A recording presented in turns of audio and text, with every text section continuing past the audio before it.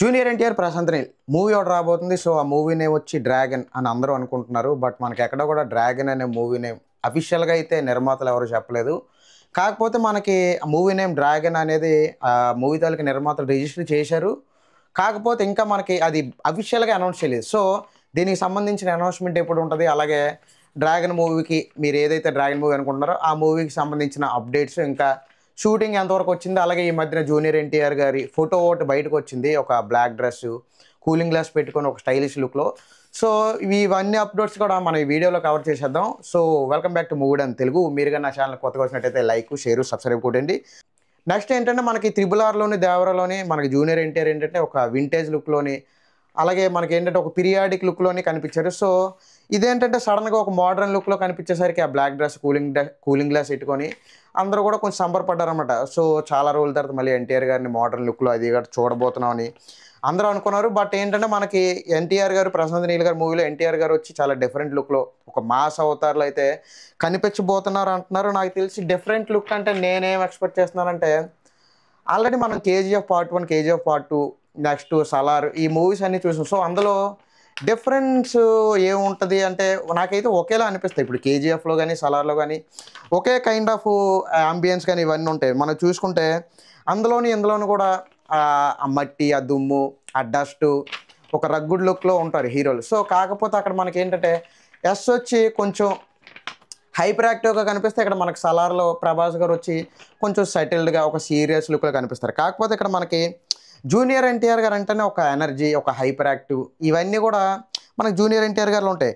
కాకపోతే ఇప్పుడు మనకి ప్రశాంత్ నీల్ గారు ఎన్టీఆర్ గారిని డిఫరెంట్గా చూపించబోతున్నారంటే, అలాంటి ఇప్పుడు మన కేజీఎఫ్లో యష్ ఏదైతే పర్ఫామ్ చేశాడో అలాంటి ఎనర్జెటిక్ రోల్లో ఒక హైపర్ యాక్టివ్గా అలా కనిపిస్తారా, లేకపోతే మనకి సలార్లో ప్రభాస్ గారిలో ఒక సెటిల్డ్గా ఒక సీరియస్ లుక్లో అలా కనిపిస్తారా అనేది అదొక క్వశ్చన్ అయితే ఉంది.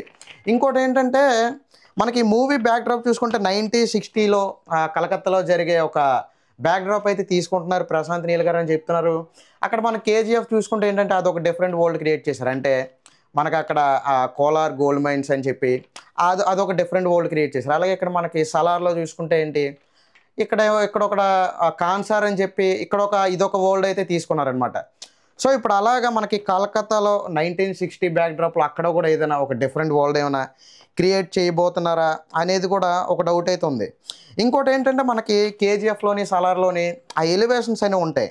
అక్కడ మీరు చూసుకుంటే చిన్నపిల్లలు వచ్చి వెనకాల చెప్తుంటారు, సుత్తి తీసాడరా అని చెప్పి, లేకపోతే ఇప్పుడు చూడు ఒకటి కొడతాడని చెప్పి ఒక ఎలివేషన్స్ అని ఇచ్చారు. సో ఇవన్నీ కూడా మనకి హైలైట్ అయ్యాయి.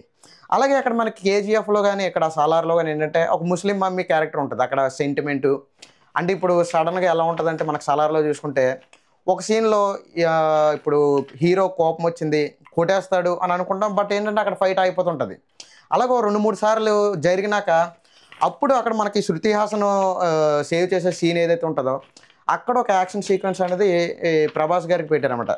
సో అలాగే కేజీఎఫ్లో కూడా సేమ్ కైండ్ ఆఫ్ ఒక మదర్ సెంటిమెంట్ కూడా ఉంటుంది. సో ఇప్పుడు మనకి ఈ ప్రశాంత్ నీల్ ఇంకా ఎన్టీఆర్ ఆ డ్రాగన్ అని చెప్తున్నారు ఏదైతే ఉందో ఆ మూవీలో ఏమైనా అలాంటి మళ్ళీ ఒక మదర్ సెంటిమెంట్ పెట్టి అలాంటి ఎలివేషన్స్ కానీ ఆ పిల్లలతో బ్యాక్గ్రౌండ్లో ఎలివేషన్ ఇప్పించడం కానీ ఇలాంటివి ఏమైనా ఉంటాయో లేదని చూడాలి. కాకపోతే ఏంటంటే మనకి వేరే డైరెక్టర్ అంటే అదర్ దెన్ ప్రశాంత్ నీల్ ఎవరైనా సరే గుద్దితే ఎగిరిపోవడం అంటే ఫైట్స్ కానీ యాక్షన్ సీక్వెన్స్ కానీ కొంచెం ఎగ్జాజరేట్ చేసి చూపించినప్పుడు మనకంటే కొంచెం నమ్మబుద్ధి ఏదో అంత రియలిస్టిక్గా ఉంటుంది. కాకపోతే ఇక్కడ మనకి ప్రశాంత్ నీల్ ఏంటంటే అక్కడ మన కేజీఎఫ్లో చూసుకున్న ఫైట్లు చాలా బేభత్సంగా ఉంటాయి, బిల్డప్ అనేలా ఉంటాయి, కానీ అవి షూట్ అయ్యాయి. ఇక్కడ మనకి తెలుగులో బాలకృష్ణ గారు, బోయపాటి శ్రీను గారు కొన్ని ఫైట్ యాక్షన్ సీక్వెన్స్ ఉంటాయి. సో అవి బాలకృష్ణ గారికి షూట్ అవుతాయి, వేరే హీరోస్కి అయితే షూట్ అవ్వవు. సేమ్ ఇక్కడ మనకు అలాగే సలార్ మూవీలో ఇంకా కేజీఎఫ్ మూవీలో కూడా మనకి ప్రభాస్ గారు ఫైట్ చేసినా కూడా, లేకపోతే అక్కడ కేజీఎఫ్లో యష్ ఫైట్ చేసినా కూడా బిల్డప్ ఏంటి చాలా ఎక్కువైంది అలా ఏం అనిపించదు. అవి మనకు తెలుసు అది రియాలిటీ కాదు, ఎగ్జాజరేట్ చేసి చెప్తున్నారని మనకు తెలుసు. బట్ ఏంటంటే మనం దాన్ని ఎంజాయ్ చేస్తాం. అక్కడ మనకి శృతి హాసన్ని ప్రభాస్ కాపాడే సీన్ కానీ, లేకపోతే అక్కడ కాటేరమ్మ సీన్ కానీ ఇవన్నీ కూడా గుద్దితే ఎగిరిపోతుంటారు, బ్యాక్గ్రౌండ్ మ్యూజిక్ బ్యాంగ్ బ్యాంగ్ వస్తుంది, వెనకాల మెరుపులు అన్నీ వస్తుంటాయి. కానీ మనకేంటంటే ఆ టేకింగ్ అనమాట, ఇదంతా మనకి ఎందుకు, అది నిజం కాదు, అది రియాలిటీ కాదని మనకు తెలిసినా సరే మనం ఎందుకు ఎంజాయ్ చేస్తున్నాం అంటే ప్రశాంత్ నీల్ గారి టేకింగ్ అలా ఉంటుంది అన్నమాట. సో ఇప్పుడు మనకి అలాంటి టేకింగ్లో అలాంటి హైప్ సీన్, అలాంటి హైప్ ఫైట్లు, అలాంటి అట్మాస్ఫియర్, అలాంటి యాంబియన్స్తో ఒక మనకి కేజీఎఫ్ ఇంకా సలారు ఇలా ఈ మూవీస్లో ఎలాంటి యాంబియన్స్ ఉందో ఇప్పుడు మనకి ఎన్టీఆర్ వెర్షన్ ఆఫ్ కేజీఎఫ్ ఇంకా సలారు ఇలాంటివి ఏమైనా చూపిస్తారా అనేది కూడా క్వశ్చన్ ఉంది. ఎందుకంటే ఇప్పుడు నాకు ఏంటంటే ఎన్టీఆర్ గారిని ప్రశాంత్ నీల్ గారు సేమ్ కేజీఎఫ్లో యష్ని ఎలా ప్రజెంట్ చేశారో, లేకపోతే సలార్లో ప్రభాస్ని ఎలా ప్రజెంట్ చేశారో, ఇప్పుడు మళ్ళీ ఎన్టీఆర్ గారిని ప్రశాంత్ నీల్ గారు అలా ప్రజెంట్ చేసినా నాకు ఓకే. మళ్ళీ సేమ్ ఫైట్లు, సేమ్ ఎలివేషన్స్ కానీ, సేమ్ బ్యాక్గ్రౌండ్ మ్యూజిక్ పెట్టేసినా సరే నేను చూస్తాను. ఎందుకంటే మనం ప్రశాంత్ నీల్ గారి వెర్షన్లో యష్ ఇంకా ప్రభాస్ ఎలా ఉంటారో చూసాం. సో కానీ మనం ఎన్టీఆర్ గారు ఎలా ఉంటారో చూడలేదు. సో దీనివల్ల నాకు నేనేం చెప్తున్నానంటే మనకి ప్రశాంత్ నీల్ గారు ఎన్టీఆర్ గారిని కేజీఎఫ్ ఇంకా సలార్లో హీరోస్ని ఎలా చూపించారో అలా మళ్ళీ చూపించినా సరే నాకైతే ఓకే.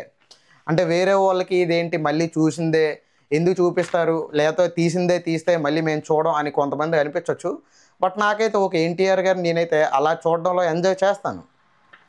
అలాగే ఇంకా మనకి సినిమాకి సంబంధించిన టైటిల్, అంటే టైటిల్ ఇది డ్రాగన్ అనేది అఫిషియలా కాదా, లేకపోతే ఫస్ట్ లుక్ కానీ ఇవన్నీ కూడా మనకి మే 20న ఎన్టీఆర్ గారి బర్త్డే ఉంది. సో ఆ బర్త్డే రోజు ఇవన్నీ కూడా రిలీజ్ చేస్తారు అని చెప్పి అయితే అంటున్నారు. సో మరి మనం చూడాలి ఇవన్నీ కూడా ఎన్టీఆర్ బర్త్డేకి వస్తాయి లేదని. అలాగే ఈ సినిమాని మనకి జాన్ 9th అంటే 2026 జాన్ 9th రిలీజ్ చేయబోతున్నారు అని అయితే చెప్తున్నారు. అలాగే మనకి ఈ ఈ ఎన్టీఆర్ ఇంకా ప్రశాంత్ నీల్ గారి సినిమా మొన్న హైదరాబాద్లో షూటింగ్ స్టార్ట్ అయిందని చెప్పారు. అదే ఫిబ్రవరి 20న. సో 10 రోజుల షెడ్యూల్ ఉంటుంది. ఆ తర్వాత నెక్స్ట్ సెకండ్ షెడ్యూల్ ఎన్టీఆర్ గారు వచ్చి జాయిన్ అవుతారు. అది మార్చ్ లాస్ట్ వీక్లో ఉంటుందని చెప్తున్నారు. అలాగే ఈ సెకండ్ షెడ్యూల్ ఏదైతే ఉందో ఇది అయిపోయాక మళ్ళీ మూవీ టీం అంతా ఫారెన్ లొకేషన్కి షిఫ్ట్ అవుద్ది అని చెప్తున్నారు. అంటే ఇప్పుడు నాకు ఇక్కడ ఒక డౌట్ వచ్చింది. మనకి కేజీఎఫ్లో చూసుకుంటే అక్కడ ఫారెన్ లొకేషన్ ఏమైనా చూపించారా అంటే ఓకే, కేజీఎఫ్లో కూడా ఫారెన్ లొకేషన్ అయితే ఉంది. దాంతోపాటు మనకు సలార్లో చూసుకుంటే ఫారెన్ లొకేషన్ ఏమి ఉన్నట్టయితే నాకు గుర్తులేదు. మీకు ఏమైనా ఫారెన్ లొకేషన్ కేజీఎఫ్లో కానీ సలార్లో ఉన్నట్టు గుర్తుంటే ఒకసారి కింద కామెంట్లో పెట్టండి.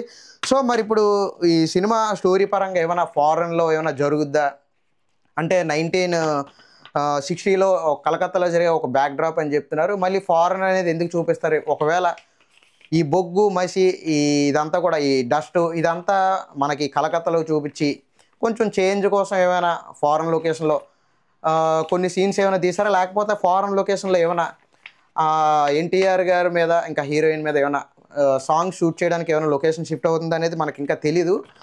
సో ఇది ఈరోజు అప్డేట్ ఎన్టీఆర్ గారి మూవీకి సంబంధించింది. మీకు కానీ ఈ వీడియో నచ్చితే లైక్ చేసి మన ఛానల్ సబ్స్క్రైబ్ చేయండి. Thank you.